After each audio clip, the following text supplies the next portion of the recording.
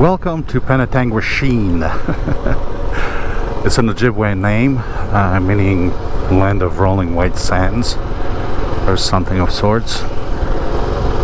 It's a town on Lake Huron, built around British Navy Yard. That doesn't exist anymore.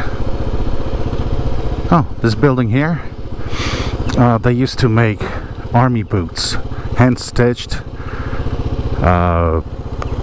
waterproof, and the Canadian Army used them in World War I. The whole town was built and developed because of the American-British relationship. In 1793, the first Lieutenant Governor of Upper Canada, officer named John Graves Simcoe, came here looking for a place that would be most suitable for the British Navy. Just after that,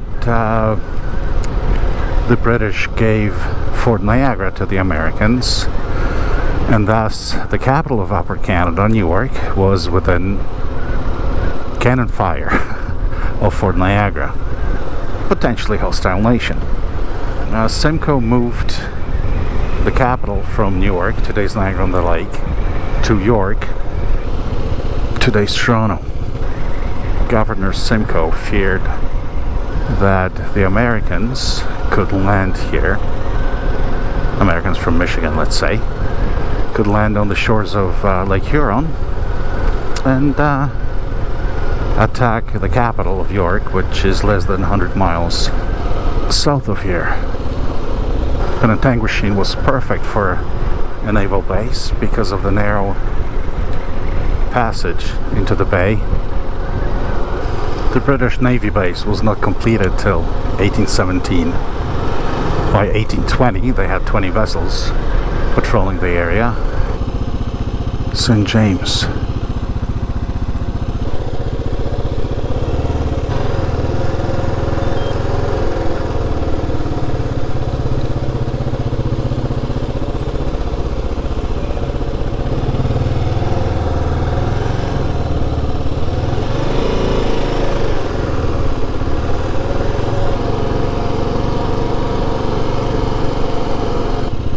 This is where all the lawyers were. Greek Block Trading Post. Alfred Thompson built this as a trading company, fur and such. Every year he would hold auctions. Traders from all over the world would come to these auctions. His grandson was the first Canadian POW captured by Germans. He flew for the RAF, went down over Germany on 9th of September. Alfred B. Thompson was held at Stalag Luft 3.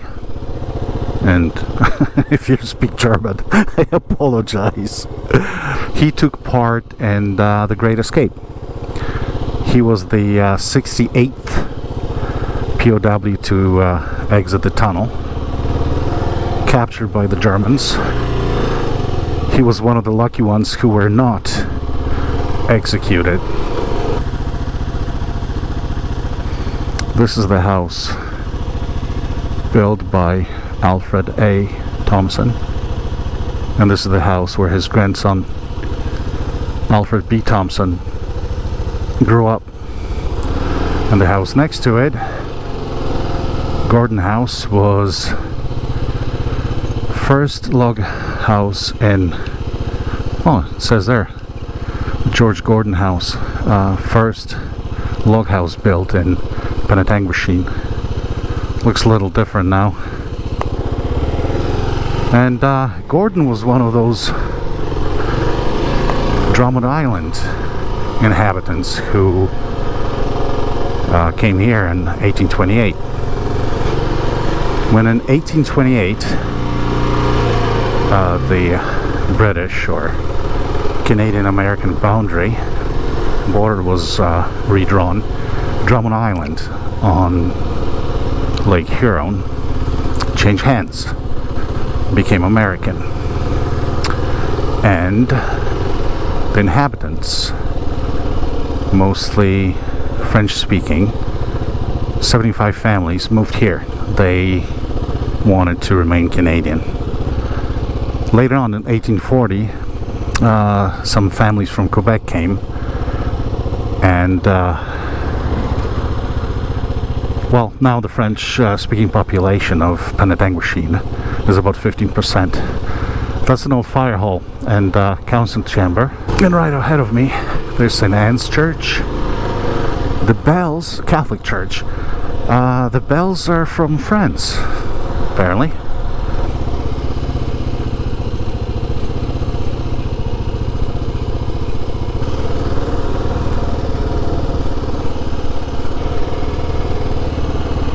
Private residence. Nice view.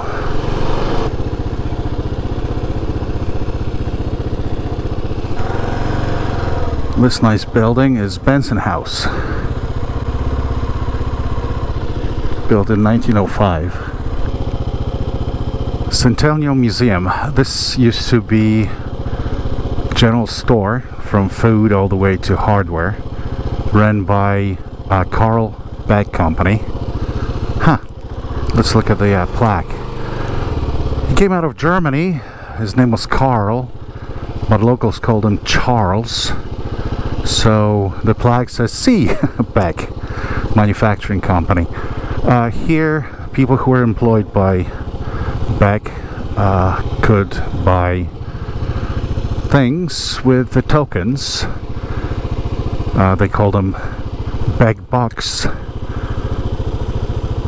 Part of your salary would be on those tokens. So Beck made sure that you spend your money that you earned at Beck's store. In 19th century, Penetanguishene, or Penetang, as a lot of people call it, became a center for lumber mills, of course.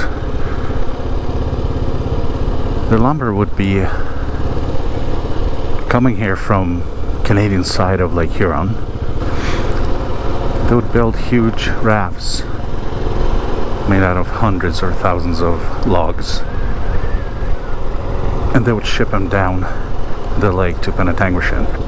And I'm looking for his house now. One of the figures of lumber industry was Carl Beck. We saw his store earlier. He came at the age of 28, came to Canada from Germany, and his first enterprise was, well, he had a cart, and he would push it around the town, selling firewood to people, you know, for cooking, heating, and all that. And throughout the years, he became probably the richest person in Penetanguishene, and he had lumber mills. His company was producing lath, wooden shingles, barrels, boxes, crates for food to transport and to store. And I think I see his house already. So, he lived here with his wife and 9 children, and servants, of course. What do you mean no trespassing? No, the Beck house, apartments. So this is a heritage place, and you can actually live here. Beck donated to the Presbyterian Church and founded Presbyterian school here in town. Protestant separate school. I think that's the school that Carl Beck has established or funded.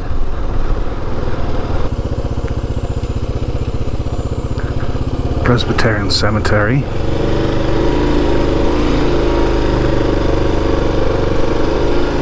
And I'm here to look at the Beck Monument.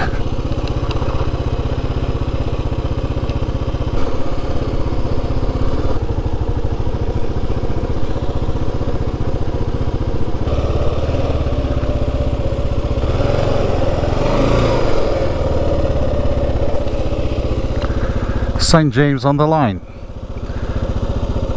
Anglican church built for the garrison of the Navy down here, as well as the locals. I hear that Alfred B. Thompson is buried here.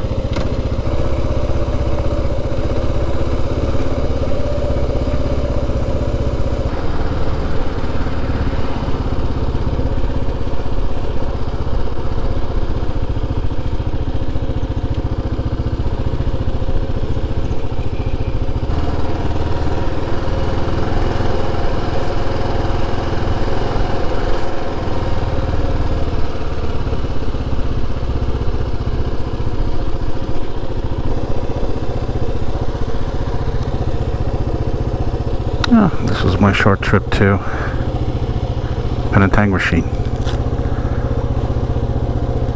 Thank you for watching.